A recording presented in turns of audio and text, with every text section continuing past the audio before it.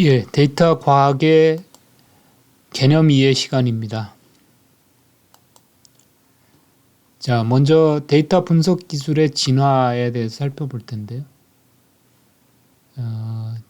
1990년대까지는 우리가 주로 스몰 데이터를 이용한 통계 분석, 통계학을 적용했습니다. 통계학은 국부 통계에서부터 출발했고요. 이것은 이제 우리가 인두 통계 혹은 이제 인구 통계라고 얘기하는 부분이고요. 기술 통계 중심의 통계였습니다. 통계라는 단어가 국가의 부를 계산한다라는 의미가 됩니다.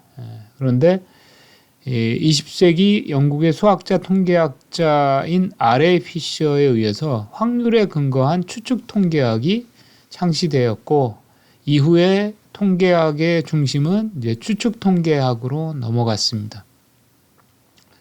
그리고 2000년대 들어서부터 사실은 1998년 정도서부터 이 화두가 되기 시작한 기술이 데이터 웨어하우스 구축이고 데이터 마이닝이었습니다.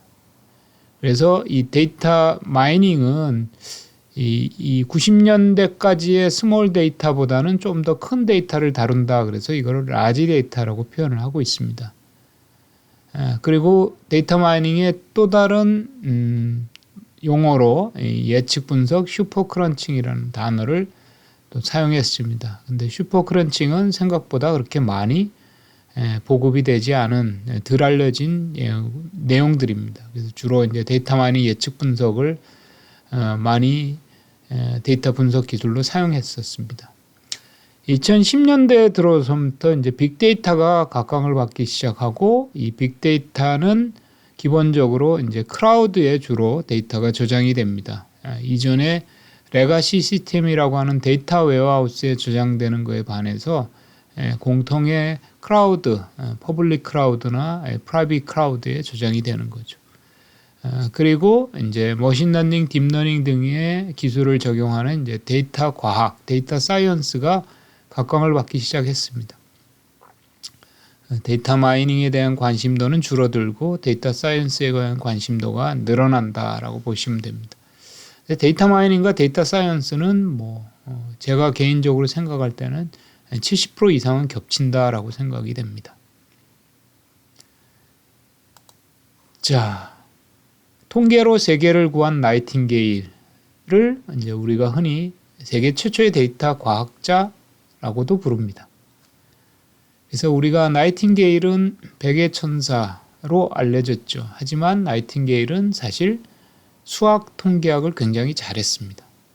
그래서 1854년 크림 전쟁이 발발해서 나이팅게일은 통계 분석을 통해서 깨끗한 위생이 사람을 살린다라는 인사이트를 가지고 영국 정부를 설득을 해서 결국은 야전병원의 환경 개선 사업을 시작하도록 하였습니다. 그래서 이러한 환경 개선 사업을 통해서 환자의 사망률이 약 42%에서 2%로 줄어들었다는 거죠. 그리고 오른쪽에 있는 이 그림은 나이팅게일이 만든 장미도표라는 겁니다. 혹은 이제 맨드라미 도표라고도 불리우는데 19세기 최고의 통계 그래픽으로 손꼽힙니다. 여기에서 쐐기의 면적이 바로 사망자 수를 표현하고 있습니다. 그래서 요쪽에 첫 번째 요 장미, 요 맨드라미는 환경 개선 사업을 하기 전에 사망과 관련된 통계를 그림으로 만들어낸 거고요. 그리고 이 왼쪽에 있는 이 도표는 그러니까 이 야전병원 환경 개선 사업 이후의 사망자에 대한 도표입니다. 통계 도표가 됩니다. 그래서 이 각각의 요 쐐기가 각 월별로 사망자의 통계치예요. 그러니까 이제 여기가 6월인가요? 제뉴얼이네. 55년 1월 55년 1월에 엄청나게 많은 사람이 죽었는데 죽은 원인이 요 빨간색 요 색깔이 좀 이제 구분이 잘 안 가는데 요 빨간색이고 요게 이제 전투에서 부상으로 죽은 사람. 그다음에 요 약간 검게 요 보이는 요게 검은색입니다. 요거는 기타 사유로 죽은 사람. 요게 파란색인데 색이 좀 잘 안 보입니다. 요 파란색은 감염병으로 죽은 사람. 그러니까 실제적으로 전투의 부상으로 죽은 사람보다 감염병으로 죽은 사람이 훨씬 더 많다는 얘기예요. 그렇게 해서 환경 개선 사업을 쭉 진행을 했고 그 이후에 점점 사망자도 줄어들었고요. 상대적으로 이런 것을 나타냅니다. 그래서 어쨌든 요 그래프를 가지고 영국 정부를 설득해서 결국은 이제 야전에 환경 개선 사업을 시작하도록 했다. 라는 것이 이제 제가 바라보는 관점에서 세계 최초의 데이터 과학자가 아닌가라고 생각이 듭니다. 두 번째 예제는 와인의 예측 모델을 만든 사람입니다. 프린스턴 대학에서 경제학을 전공했던 올리 아센펠터가 수치를 분석해서 보로도 와인의 품질을 평가함으로써 이제 와인 업계의 논란의 대상이 된 거죠. 왜냐? 이전의 와인 전문가들은 와인을 평가할 때 와인을 입에다가 돌린 다음에 탁 뱉어내면서 와인의 품질을 결정한 거죠. 이 와인의 품질이 결정이 되면 와인의 경매가가 결정이 되는 거죠. 근데 이것을 이제 통계학을 이용해서 와인의 특성과 경매가에 연관 분석을 하고 이제 이런 품질 공식을 만들어서 발표를 한 거예요. 와인의 품질은 겨울철 강수량과 재배철 평균 기온, 수확기 강수량에 영향을 많이 받는다. 그래서 가장 와인의 품질에 영향을 주는 세 가지 요소를 꼽았고 찾아냈고 이 요소에 대한 산술식을 만든 거죠. 이게 사실은 회기식이죠. 회기식. 여기에 이제 절편이고 기울기가 됩니다. 그래서 이제 기울기가 이 플러스죠. 그러니까 겨울철 강수량과 와인의 품질은 양에 상관이 있고 재배철 평균 기온과 와인의 품질도 양화에 상관이 있는데 수확기 강수량은 와인의 품질과 부에 상관이 있다. 수확기에 비가 많이 오면 와인의 퀄리티가 떨어진다는 얘기예요. 하여튼 이런 이 공식은 이 와인통에 술을 담근 지 3개월도 안 돼서 몇 년 지나서 숙성한 이후에 평가될 수 있는 와인을 이제 미리 예측을 해버리는 거예요. 그러니까 이 시음도 해볼 수 있는 기회가 오기 전에 와인의 미래 가치를 예측하는 모델이 된 거니까 사실은 상당히 논란거리가 된 거죠. 그래서 실제 이 보로도 와인 품평회 1986년 품평회에서 올해 출시되는 와인이 최고의 와인이야 라고 사람들은 막 극찬을 했어요. 그랬는데 이제 올리버 아센펠터는 3년 후에 나올 와인이 더 좋은 거야 이렇게 얘기한 거죠. 옥구통 꺼내지도 않았는데 3년 후에 와인이 더 좋다라고 얘기해 버린 거예요. 그리고 4년 후에 나올 와인은 세기의 와인이 될 것이야. 그거보다 더 대단한 89년산이 세기의 와인이라고 하는데 그것보다 90년 와인은 더 훌륭하다라고 예측을 한 거죠. 그래서 엄청난 많은 비난을 받았지만 결국은 89년산 와인과 90년산 와인이 최고의 와인으로 꼽히고 있습니다. 또 한 사람은 그 프로야구 야구 선수들의 가치 측정 모델을 만든 사람입니다. 영화 머니볼로도 잘 알려진 빌리빈 단장입니다. 오클랜드 애슬레틱스 미국 NBA 메이저리그의 단장으로 재직하면서 당시 메이저리그 최하위 팀인 오클랜드 애슬레틱스를 5번이나 포스트 시즌에 월드 시리즈죠 진출을 시켰고 기적의 역전 드라마를 만들어낸 인물로 평가되고 있습니다. 그래서 이 빌리빈은 사실은 여기 이 뚱뚱한 이 경제학자예요, 경제학자. 야구를 굉장히 좋아하는 경제학자인데, 이건 물론 영화 속의 배우지만, 이 인물을 통해서 경기 데이터 분석을 통해서 선수들의 재능을 평가하고 보다 적은 비용으로 높은 효과를 거둬주는 선수들을 이제 데리고 오는 거예요. 그래서 140년 메이저리그 역사상 최초의 20연승을 이루었고 포스트 시즌 5번을 진출한 야구계의 스티브 잡스다라고 불리우는 사람입니다.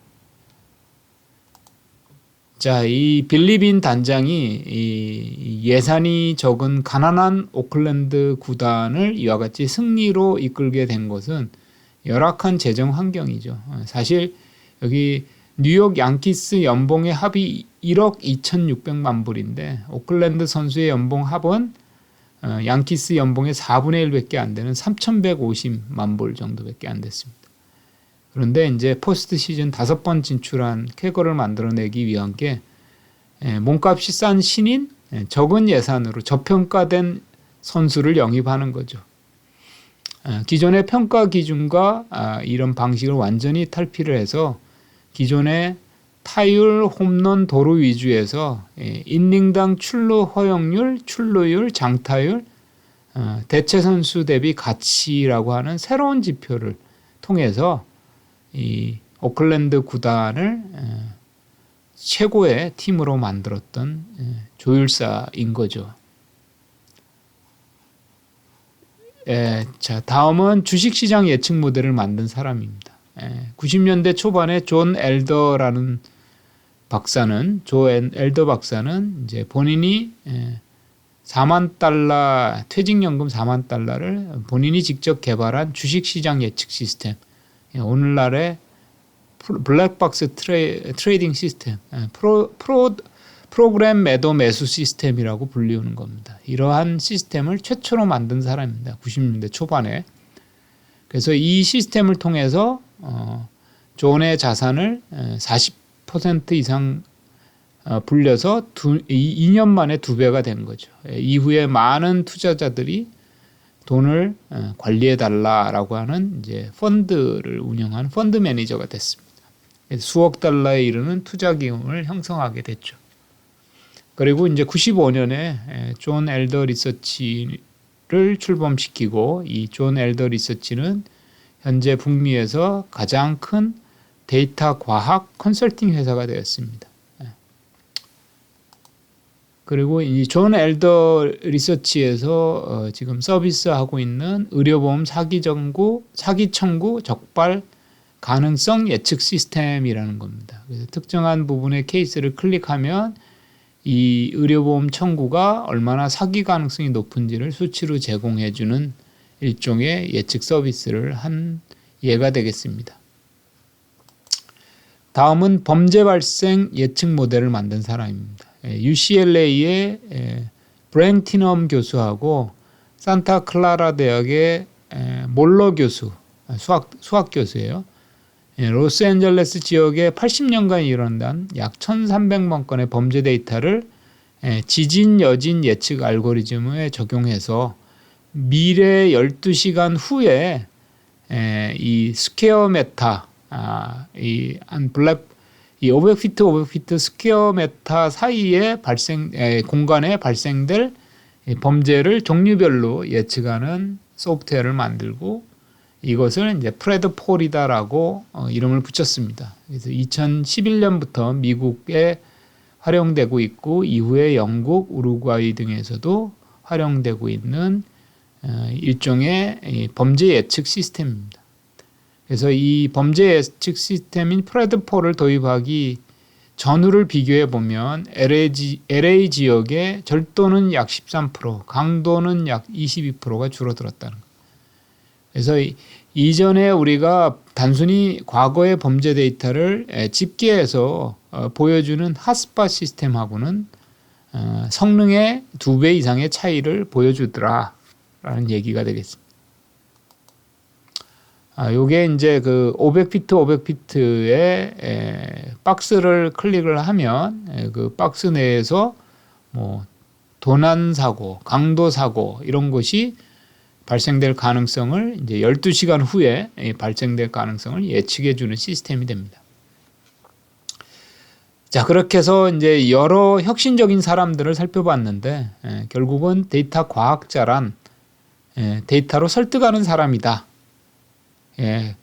90년대에는 데이터 마이너라고 불렀고 2000년 중반에 2009년쯤에 슈퍼크런처로 이들을 불렀고 2012년 이후에는 이들을 데이터 과학자다라고 부른다 라고 보시면 되겠습니다. 그래서 데이터 과학은 디지털 데이터에 대한 과학적 관찰, 이론 개발, 시스템적 분석, 가설 실험, 검증하는 분야다. 데이터 과학은 데이터 마이닝과 유사하게 정형, 비정형 데이터를 포함한 다양한 데이터로부터 지식과 인사이트를 추출하는 과학적 방법론, 프로세스, 알고리즘, 시스템을 동원하는 융합 분야다. 데이터 과학은 데이터를 통해서 실제 현상을 이해하고 분석하는 통계학, 데이터 분석, 머신러닝과 연관된 방법론을 통합하는 개념으로 정의를 되기도 한다. 그리고 데이터 과학을 연구하는 사람을 데이터 과학자라고 한다.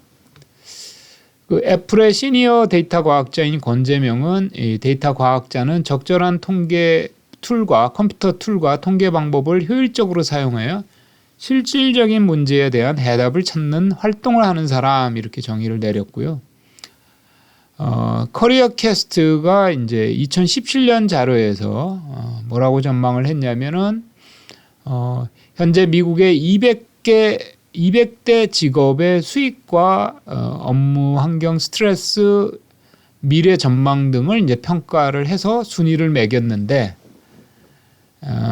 연봉이 중위수, 연봉이 제일 높은 것은 이제 데이터 과학자 약 11만 불, 11.1만 불 하고 이제 수학자가 제일 높은 연봉의 메디안 중위수 값을 갖고 그 다음에 소프트웨어 엔지니어가 약 10만 불 정도.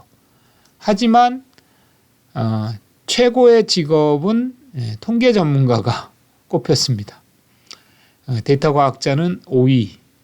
그래서 이 선호 순위는 연봉은 다소 낮지만 스트레스를 적게 받는다라는 거죠. 통계 전문가, 우리나라에서는 이제 통계 전문가와 데이터 과학자를 구분을 잘 못하고 있는데요. 통계 전문가는 사실 통계적으로만 얘기해. 통계 언어로만 얘기하는 사람이 통계 전문가고요. 그래서 비즈니스적인 문제를 이 사람한테 얘기하면 난 못 알아듣겠어. 통계적으로 얘기해줘. 그러면 내가 얘기해 줄게 하는 게 이제 통계 전문가고요. 데이터 과학자는 통계도 알고 컴퓨터도 알고 비즈니스도 아는 사람이에요. 그리고 통계 전문가는 통계만 아는 사람이죠. 그 차이라고 생각하시면 됩니다. 소프트웨어 엔지니어는 소프트웨어만 아는 사람. 그래서 최고의 직업은 데이터 과학자가 아니다. 그래도 뭐 한 5위 안에 들 정도로 대단한 직업인 거는 분명합니다.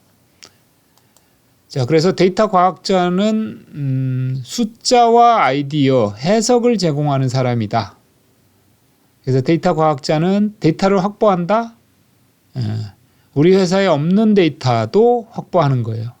필요하다면 어디 가서라도 꼬우는 게 데이터 과학자가 할 일이에요. 그래서 데이터 과학자는 데이터 확보서부터 출발하는 거고요. 가공을 합니다. 데이터 가공. IT 부서의 도움을 안 받고도 데이터를 가공한다. 근데 최근에는 이제 데이터 과학자도 이제 역할에 따라서 조금 더 세분화되고 있는데 이쪽 영역을 가공하고 하는 이쪽 영역을 이제 엔지니어링이라고도 표현을 합니다. 데이터 엔지니어. 근데 어쨌든 데이터 과학자는 엔지니어링 역할도 한다. 그 다음에 여기는 이제 주로 이제 애널리스트가 하는 역할이었어요. 데이터 분석가. 패턴을 발견하는 사람. 그래서 이 데이터 가공하는 사람을 데이터 엔지니어, 패턴을 발견하는 것을 데이터 분석가라고 하면 데이터 사이언스는 이걸 다 하는 거죠. 게다가 설명 대안, 이제 분석 패턴 발견 결과를 뭐 C레벨급이나 비즈니스 유저한테 잘 설명하는 역할도 한다.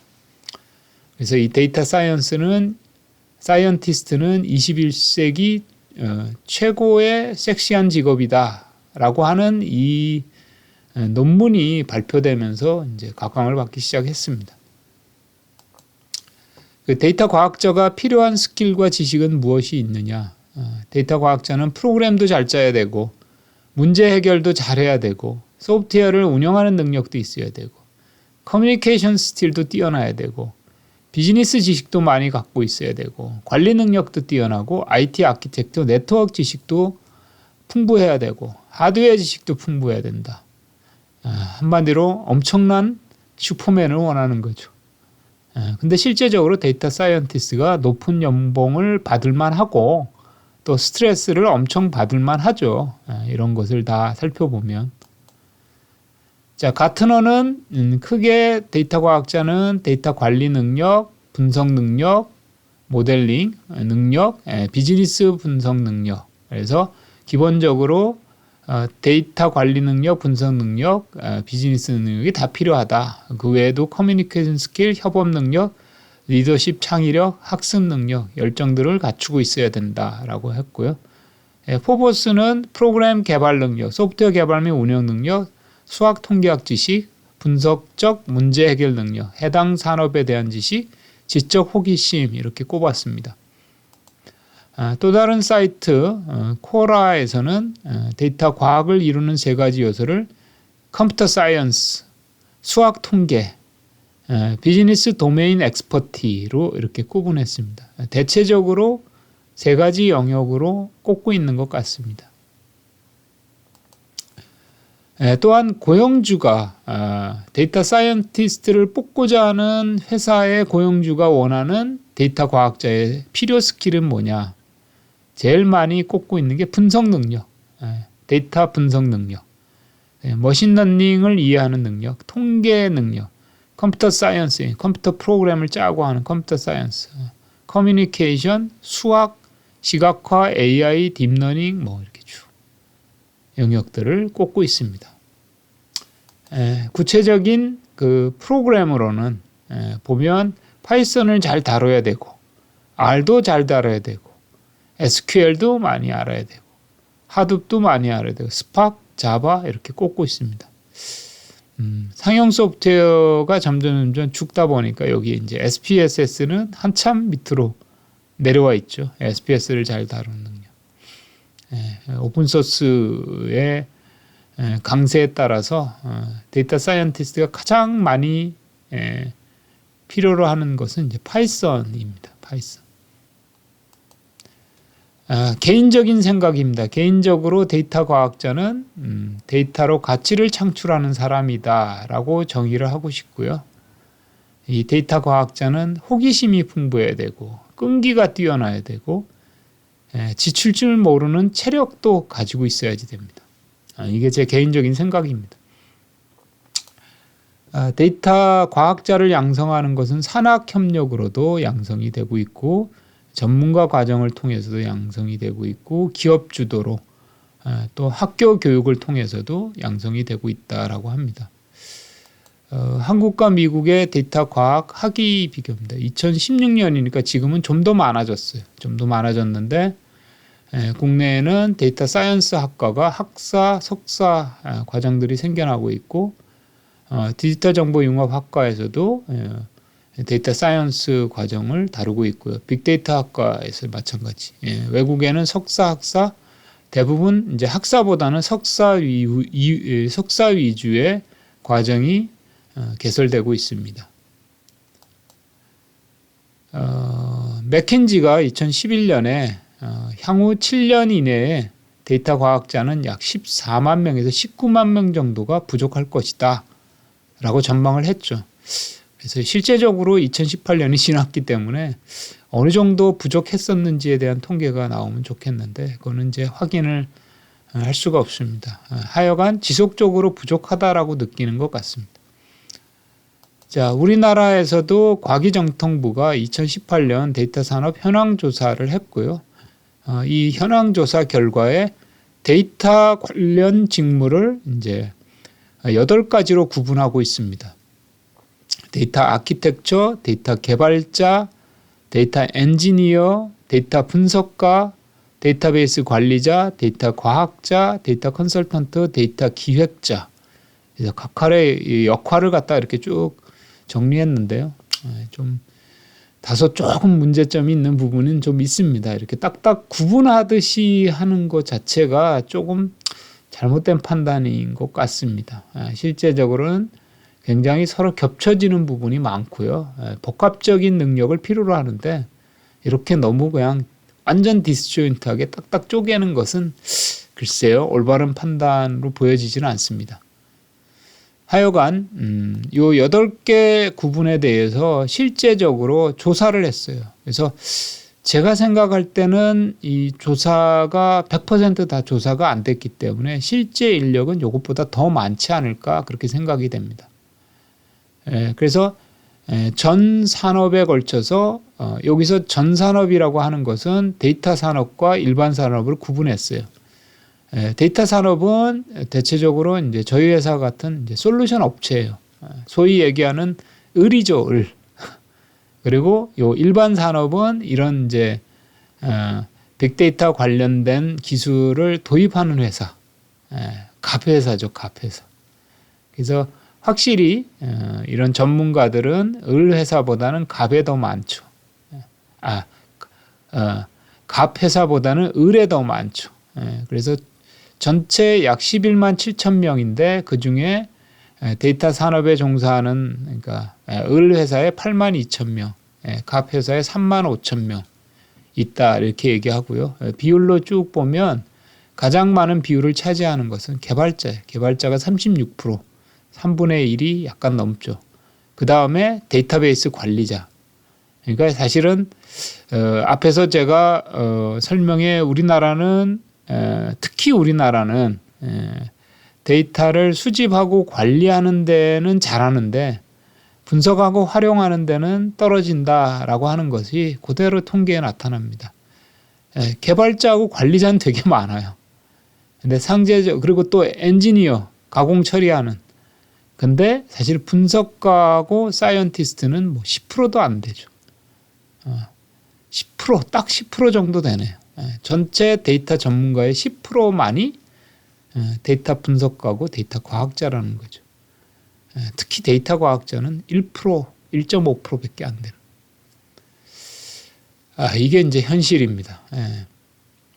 그래서 이제 향후에 이 얼마나 많이 인력이 필요로 하냐에서 가장 첫 번째로 꼽는 게 이제 절대 숫자는 상대적으로 적지만 부정률의 비는 제일 높습니다. 데이터 분석가, 그 다음에 데이터 과학자.